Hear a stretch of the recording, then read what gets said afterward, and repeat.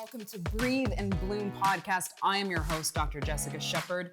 And as always, we want you to know the world of wellness like you've never seen it before. This podcast is for you to be exposed and for the world of wellness to be revealed to you so that you can incorporate it into your lifestyle.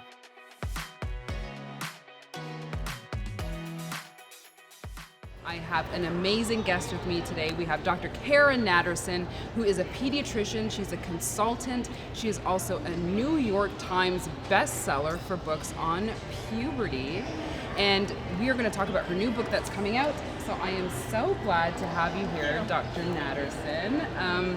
We are here at Blog Her Health, and I am fascinated with all the work that you've done. Where your work ends, my work begins as a pediatrician, and I love that. My new book is called Decoding Boys, and the subtitle is New Science. What is my subtitle? New Science Behind the Subtle Art of Raising Sons. Which I think is very important for me as I have two boys, but I love that you have now had a book for boys because you have done a lot of work with puberty in adolescent girls. I have. So tell me where that started. I was a pediatrician in practice. I started writing while I was a practicing pediatrician, wrote parenting books about babies and toddlers and what to do when you're worried about a health problem. And the long story short is that I had a lot of trouble balancing my own practice and writing career and new family. And so I ended up starting pivoting, if you will, and starting a writing career. And my writing career really focused on adolescent health and wellness. And I, in 2013, published an updated version of The Care and Keeping of You through American Girl. At that point, The Care and Keeping was the biggest selling puberty book in America. They had sold 3 million copies in the first 15 years. Since we updated the book, and rolled out a series with a book for older girls, a book for moms and daughters, and a book for boys. We are well north of 6 million copies in print, and we are the go-to resource for kids caring for their bodies and understanding what's going on with their bodies. Even when American Girl came out, I was kind of out of that age range of being associated with American Girl, but I found it fascinating and even engaging. Like, I wanted to know about it, even though my interest didn't really lie there. So as a pediatrician, now collaborating with American Girl, did you understand how much that would impact families, mothers, daughters? No, I had no sense of the scale. Focus a lot on the female aspect of it, but really there is a male part in all of that as far as education, communication. And so it is important for boys to know about females in puberty and vice versa, so that the conversation there's communication going on, because if only one part of them know about it, then how do you transpire the information? It's amazing. The Care and Keeping is about 20 years old now, and I think over those 20 years we've seen a radical shift in the way girls talk about puberty, periods, bodies. I always like to say they have no shame. When I was growing up, I think shame was a big piece of it. Yeah. There is no shame now. They don't necessarily want you to look there. They're not necessarily interested in conversation with everyone, but they talk very openly. It's really a parenting book to talk about how boys are in puberty as early as girls are. So let me frame it for you for a second. When I was growing up, the average girl entered puberty sometime between 10 and 11. And she got her period, on average, sometime between 12 and a half and 13. Today, the average girl goes into puberty sometime between the age of 8 and 9. And that's decreased significantly. It's significantly. Yeah. She's still getting her period between 12 and a half and 13.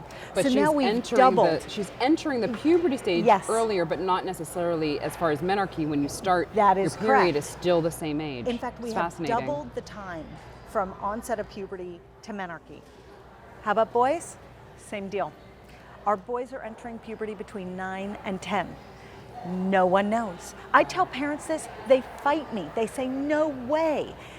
I say, well, I'm not advising it, but if you were to look under their underpants, you would see testicular growth. And testicular growth means testosterone production, and testosterone is what is responsible for all of those changes of boy puberty.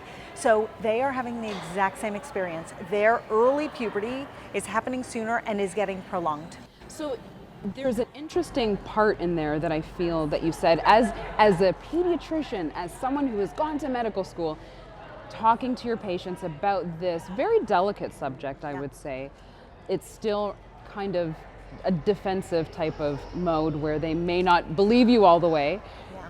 How have you found an important part of that conversation to allow them to see that it is a part of communication with their young adolescents or their children, and they may see them as babies? They do. How do you formulate that conversation? So usually I put the conversation in the context of the world that we're raising our boys in.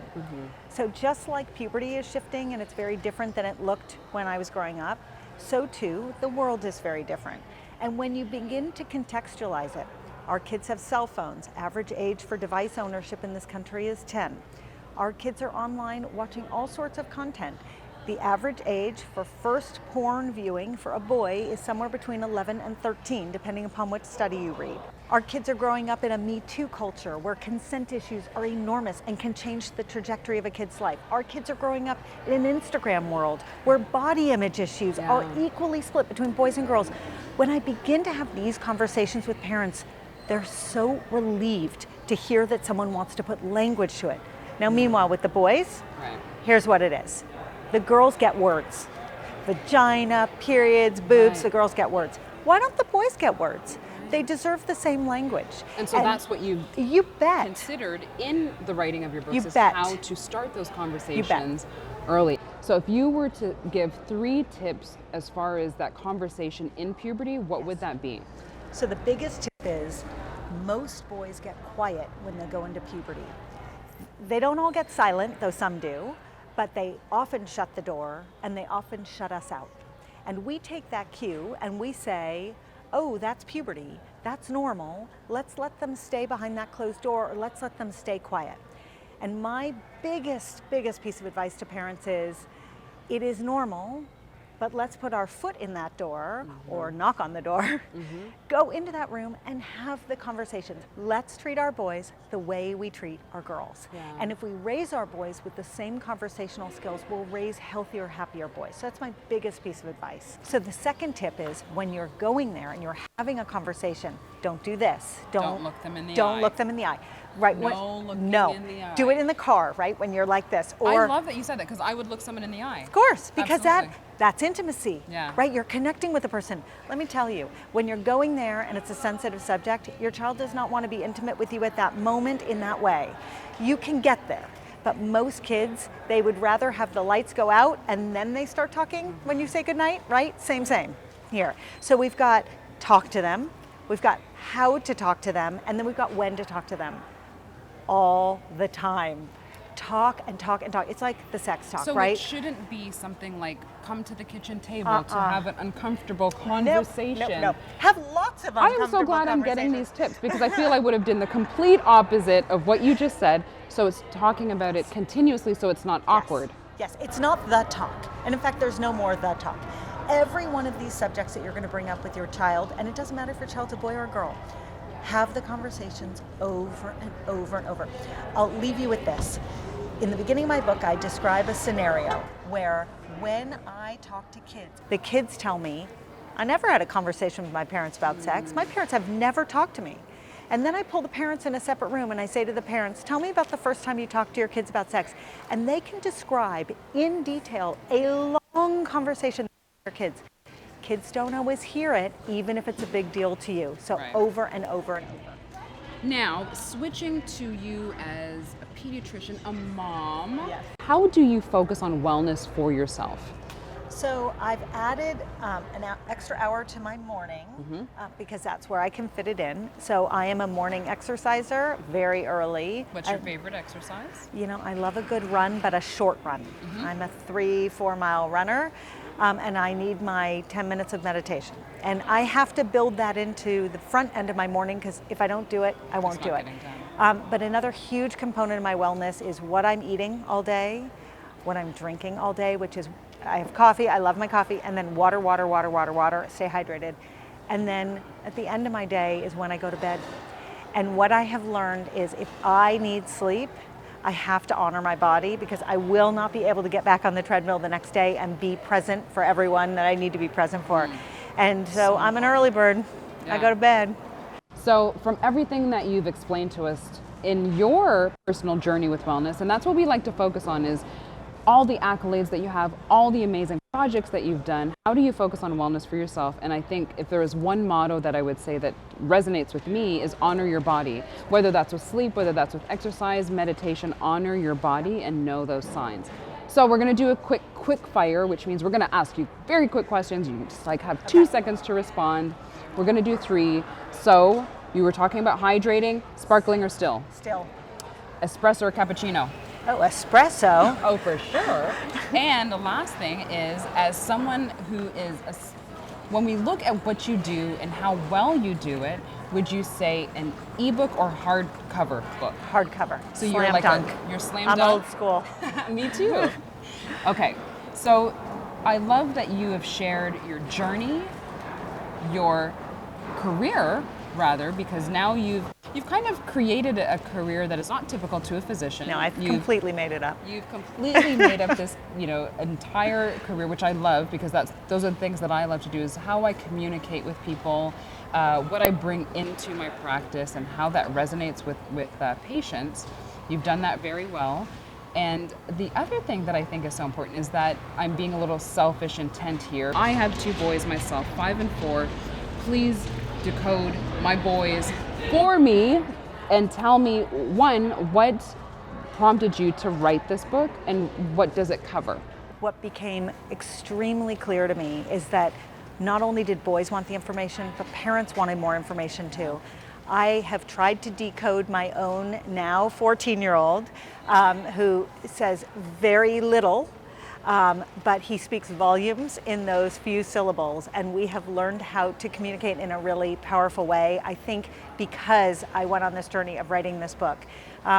So the takeaway points from the book are: boys are in puberty much earlier than we think, and it does matter because as hormones are coursing through their bodies, they also course through their brains, and they change the way that they feel and they change the way that they think.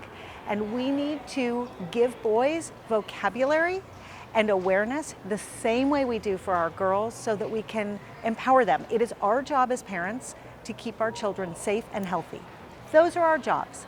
And how can we do that best? By teaching our kids some basic vocabulary, some basic biology, and then starting to have conversations about how those things intersect with the world that they're growing up in. It's complicated. We're all making it up as we go along. Right. So let's help each other, right? And so you've given this blueprint to, That's right. especially for, I have a lot of friends that are boy moms, and a lot of times we have these conversations and we don't know how to navigate. We don't know what we're actually doing, and we are trying to figure it out. So I am a big fan of this, and I'm so glad that you wrote this just for me.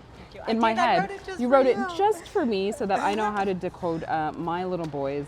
But I am so glad that you have taken the time to share not only your journey of how you've kind of fed back into the lives of young girls, now young boys, and parents. That's a very dynamic community that needs a lot of information. You've provided that so, I don't even know the words to say. Now, being a mom, knowing how important that is to be able to communicate with our boys and our girls, but sharing also your personal journey of wellness for you, because I know for sure that it's very important to you. From the bottom of my heart, I thank you for being on Breathe and Bloom. I want you to share with our guests where to find you, how to follow you, and where to get Decoding Boys. It is available on Amazon, in your local bookstore. Hopefully you have a local bookstore, on penguinrandomhouse.com, and let's see where to find me. Yeah, where we Worryproof MD,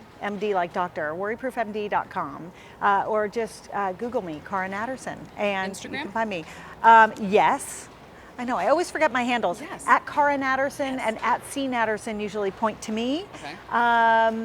Twitter, Facebook, the whole shebang. The whole shebang, you're on it? Yeah. I love it.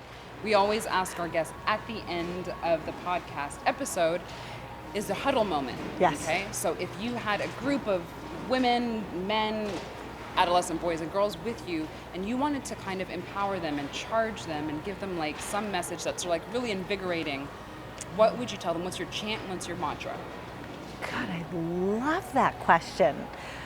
At home, my huddle moment is, it's time to get up. So maybe that's it. It Right. really is. It's time for all of us to get To wake up. Yes. Thank you for joining us for another episode of Breathe and Bloom podcast. I am your host, Dr. Jessica Shepard, where we are going to reveal the world of wellness like you've never seen it before. We hope that you've enjoyed today's episode with Dr. Cara Natterson, who has shared with us her personal journey in wellness, as well as her inspiration and her ability to inspire others, adolescent boys and girls, by writing books.